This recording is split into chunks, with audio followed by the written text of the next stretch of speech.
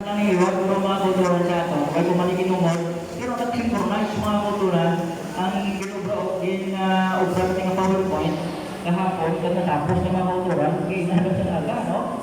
So, the foundation of Seventh-day Adventist Church, no? So, ano wala ang foundation, mga kulturan, ng Iglesia Adventista, First Timothy, mga kulturan. So, okay, nantahan na ba, mga kulturan? So, sa May 21, 1863, na-establish mga author ang Seventh-day Adventist Church, no? Sa ganyan na was officially founded in Battle Creek, Michigan. Kadawila, denominational headquarters were later moved from Battle Creek to Tacoma Park, Maryland, where they remained until 1989. So para sa iba, no, ako mga kultura, nag-umpisaan ng mga kultura ng atong iglesia sa abusin ng mga ugod na tubig. Okay, kato kita rin. Seventh-day Adventist Church is the isa mga kultura sa Adventist Protestant Christian denomination.